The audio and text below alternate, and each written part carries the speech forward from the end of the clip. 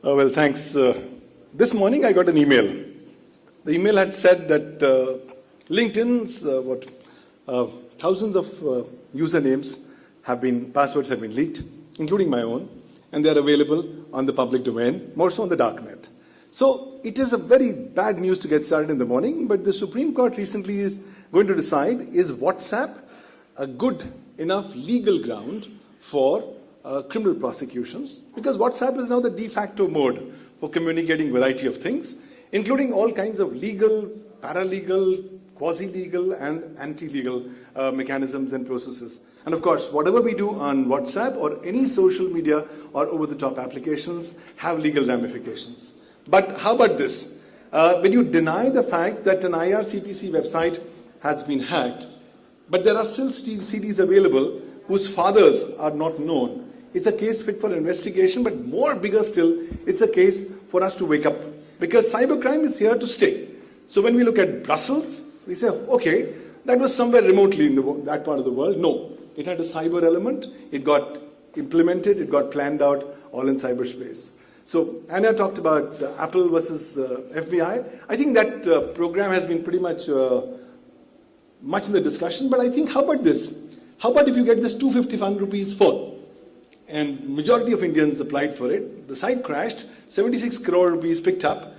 But imagine if this was to be floated in the Indian ecosystem by some foreign state actor. You don't know. The kind of ramifications it has on cybersecurity and legalities, we don't know. So what happens when Pathan Court takes place? The 4 calls on the right-hand side is all that we have, which is available in the public domain, should we want to proceed forward. Now these calls have not been taken up legitimately as per the interception processes, so there are going to be practical challenges as we go and deal with these new kinds of cyber criminal activities. So Ashley Madison is a fabulous website. The world's biggest online dating website says life is short, have an affair. And 30 million of the users' IDs were broken. And now recently, 3 days back, a US judge has said that, sorry, nobody will be able to rely upon the leaked information from Ashley Madison for any legal proceedings, because those was the information that hackers had got illegally and released in the public domain. So different from India, where an Indian Supreme Court says, sorry, you may get information or evidence even through illegal means. We will still have an ability to relook it and stuff like that. But I think when you look at the entire ecosystem of SMAC, social, mobile, cloud and analytics, I think it's a dreamer's world as far as cybercrime is concerned. Well, for cybercrime, privacy is irrelevant. Freedom of speech is even more irrelevant, because according to them, their cyber criminal activity is their freedom of speech, of expressing what they really want to do. So sovereign nations clearly have a huge challenge as we go forward. But look at this guy. We picked him up in December 2014, India's first documented case of cyber terrorism, Shami, operating ISIS Twitter handles for 2 years from a corporate network in India. We didn't get to know about it. But now, as we go in prosecution, we find that we may not ultimately be very successful in getting him convicted under 66F, because a majority of his activities are not falling within the parameters of cyber terrorism under section 66F. Everything is on the cloud. We all love cloud. And we leave so many footprints, traces all around, that it's a gold mine for investigators, but it's also an immense challenge for courts, for legal professionals. And in India, if you want to steal, this is your fabulous destination, you get employed in a company, you steal the data, bring your own device, has brought in a new revolution of corporate thefts and, shall I say, stealing of corporate information. But then, we are beginning to see the impacts as we go forward. Cybersecurity is now the common center stage theme.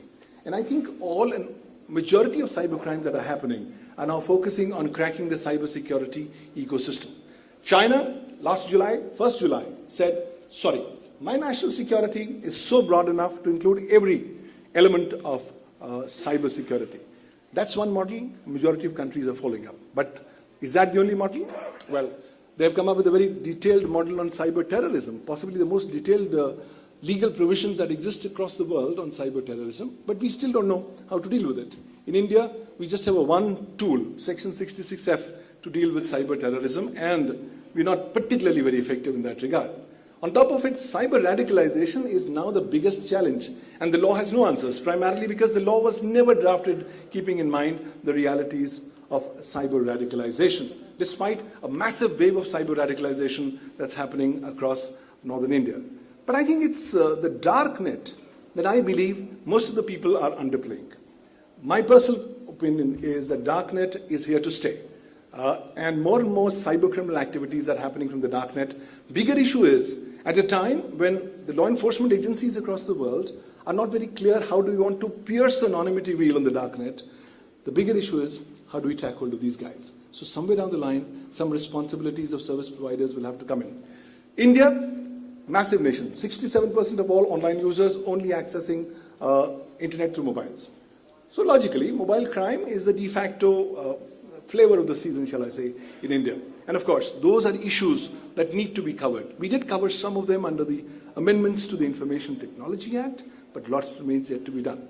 Because ultimately, it's this cybercrime as a phenomenon that's beginning to be a big challenge for our country. Why so?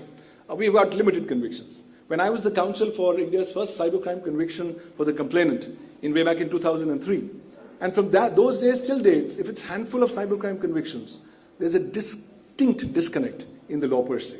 And in the 2008 amendments, a historical mistake took place where we made a majority of cybercrimes as bailable offences. So good, bad, or worse, ladies and gentlemen, you'll have to realize that in India, if you're dealing with data and information in the electronic form, as also use of computers, computer systems, and networks, the Indian cyber law is applicable to you.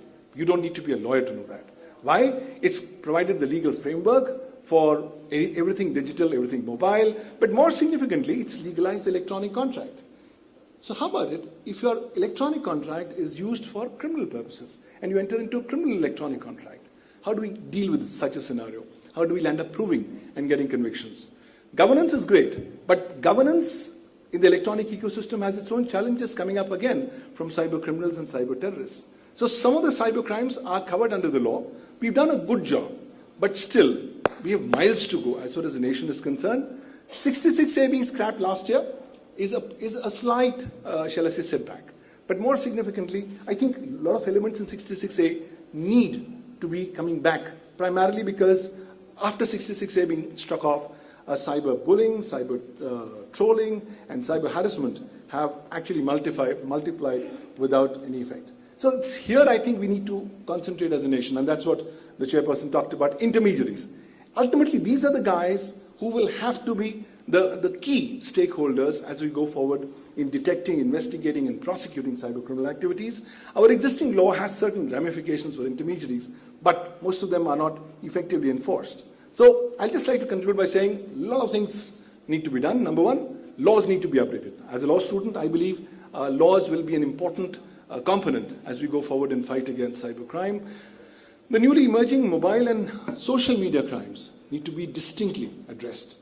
Electronic evidence, definitely rules have to be reviewed, because after the Anwar versus Bashir case of the Supreme Court on 18th of September 2014, life has become completely challenging for all law enforcement agencies. For everything that you do in respect of an electronic ecosystem or a cybercrime matter, you will have to get a certification under Section 65B of the Indian Evidence Act. And the certification must, as the Supreme Court says, exactly reproduce all the conditions that are given therein. You don't get a certification, Supreme Court says, I'm going to treat all your electronic evidence as waste paper basket material. So thanks to this, there's a huge, shall I say, disconnect, because more and more cyber criminal trials, we are not able to proceed forward because of this particular ruling, and the time has come that we will have to ease out the rules for electronic evidence without compromising on some basic issues pertaining to authenticity and veracity of information. Specialized cybercrime courts, an absolute necessity of the times.